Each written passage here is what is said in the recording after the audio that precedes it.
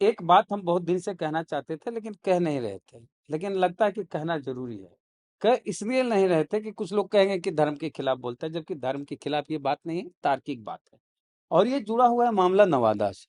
नवादा में एक बड़े नेता हैं राजवल्लभ यादव, जो राबड़ी देवी जी की सरकार में राज्य मंत्री थे राष्ट्रीय जनता दल में। अभी उनकी पत्नी जनता दल यूनाइटेड से विधायक है, नीतीश कुमार की पार्टी से, नवादा से। उनके बेटे, ये दोनों पति पत्नी हुए, इनके बेटे अखिलेश यादव की हाल फिलहाल थार गाड़ी से एक्सीडेंट उनका हो गया है, पेड़ से गाड़ी टकरा गई। इसके बाद वो नवादा के एक धर्मशिला हॉस्पिटल है, वहां अपने बेटे को एडमिट करवाए राजवल्लभ और उनकी पत्नी विभा जी। लेकिन 6-7 घंटे हॉस्पिटल में भर्ती रखने के बाद वहां से रेफर कर दिया गया। बाद में वो पटना लाए मेदांता में, और उनके बेटे की जान नहीं बचती है, मृत्यु हो जाती है। ये बात सब लोग जानते हैं। और इस घटना के बाद देखिए, वहां हर पार्टी के लोग गए, राष्ट्रीय जनता दल के भी नेता गए, जदयू के भी गए, भाजपा के भी गए, हर दल के नेता, उनकी पार्टी के भी नेता गए उनसे मिलने, राजवल्लभ जी से हो। सबसे बड़ी बात, कौशल यादव गए, जो उनके खिलाफ चुनाव लड़ते हैं और लड़े हैं।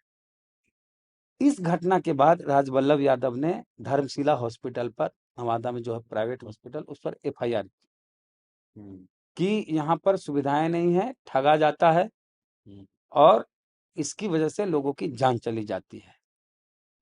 जो भी एफआईआर में उन्होंने लिखा, आरोप तो यही था कि इलाज नहीं होता है, भ्रम की स्थिति में रखा जाता है, पैसा ठगा जाता है और लोगों की इसकी वजह से जान चल जाती है, कार्रवाई की जाए। जांच भी हुई, वहां पर लोग गए थे जांच करने, सिविल सर्जन ने भेजा, चूंकि एफआईआर पुलिस का मामला है।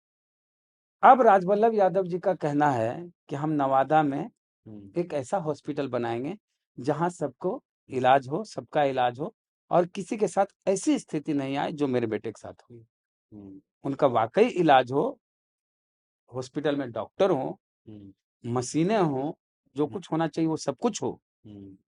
ये राजवल्लभ यादव जी ने कहा है, ऐसी बातें आ रही। हम अब ये कहना चाहते हैं, राजवल्लभ जी बुरा नहीं माने और उनके समर्थक भी बुरा नहीं माने। राजवल्लभ यादव नवादा में एक बहुत बड़ा गोवर्धन मंदिर बनवाया है, और इस मंदिर को बनाने में लगभग करोड़ों रुपए खर्च हुए होंगे। नवादा जिला में नहीं, आपको पूरे मगध में उस तरह का मंदिर नहीं दिखेगा। भव्य है, भव्य। मतलब साउथ में जो मंदिर होते हैं, उस तरह का मंदिर बना हुआ है नवादा, अपने पैसे से। हाँ, अपने पैसे से, और बाहर के कारीगर लोग आए हुए थे। यानी करोड़ों रुपए खर्च करके राजवल्लभ यादव जी ने गोवर्धन मंदिर बनवाया। देखिए, मंदिर बनाया, ठीक है, आप भक्ति भाव है आपकी, आप धर्म मानते हैं, धार्मिक व्यक्ति हैं, तो हम बनाइए, आप स्वतंत्र है। लेकिन इसकी जगह आप उसी समय अस्पताल बनवा देते, जो अब बोल रहे हैं, उसी समय मंदिर की जगह आप एक अस्पताल बनवा देते, तो आपको धर्मशिला हॉस्पिटल में अपने बेटे को हॉस्पिटल में भर्ती करने की जरूरत नहीं होती। आपके अपने अस्पताल में जा रहे हैं, जहां सारी सुविधाएं होती, वहां आपके बेटे का इलाज होता, और आपके बेटे आज इस धरती पर होते, इस दुनिया में होते। और अगर आप मंदिर बनाए थे तो मंदिर को भी बनवाते, और मंदिर के साथ साथ एक अस्पताल भी बनवा देते। आपके पास जमीन की कमी नहीं है, पैसे की कमी नहीं है, तो मंदिर के साथ एक हॉस्पिटल भी वहां बनवा देते।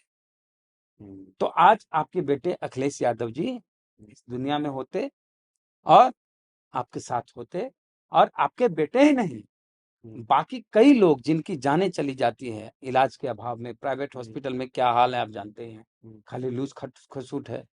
तो अगर सरकारी हॉस्पिटल की तरह उससे बेहतर, जैसे पटना में जो सुविधाएं हैं हॉस्पिटल में, उस तरह की सुविधाएं अगर नवादा में राजवल्लभ जी के हॉस्पिटल में होता, तो ना सिर्फ राजवल्लभ जी के बेटे बल्कि बहुत सारे लोगों की जान बच जाती, जिनकी नवादा से पटना आने के क्रम में जान चली जाती है, या किसी प्राइवेट हॉस्पिटल में भर्ती कराने से लूट खसूट की वजह से, लापरवाही की वजह से जान चली जाती है। तो ये हम कहना चाहते थे।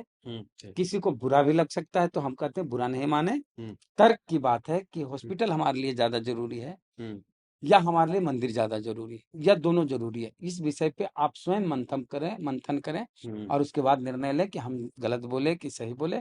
और उम्मीद करते हैं कि ये तर्क वाली बात है, इससे बुरा नहीं मानेंगे। बहुत बहुत धन्यवाद।